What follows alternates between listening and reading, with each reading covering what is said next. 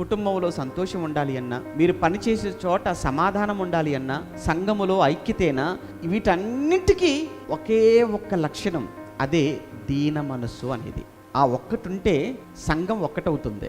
ఆ ఒక్కటుంటే కుటుంబంలో సంతోషం ఉంటుంది. ఆ ఒక్క లక్షణం, ఆ దీన మనస్సు అనే ఆ చక్కటి గుణం మనకుంటే మనం పనిచేసే చోట అది ఎక్కడైనా కావచ్చు, అక్కడ సమస్యలు ఉండవు, అక్కడ సమాధానమే ఉంటుందండి. ఏంటండి దీన మనసు అంటే? అది చెప్పాం కదండి, తగ్గించుకోవటం.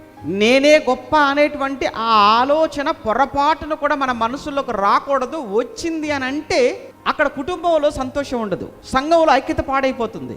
మీరు పనిచేసే చోట మీకు అక్కడ కలహాలు తప్ప సమాధానం ఉండదు.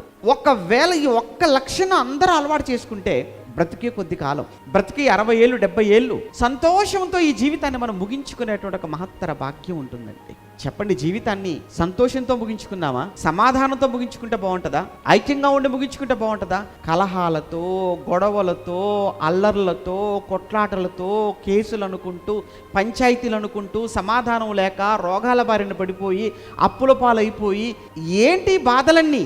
వీటన్నిటికీ కారణం, వీటన్నిటికీ మూలం ఒక్కటే. ఏంటంటే దీన మనస్సు అనేటువంటి ఒక వస్త్రం నీకు లేకపోవటం, ఆ లక్షణం నీకు లేకపోవటం.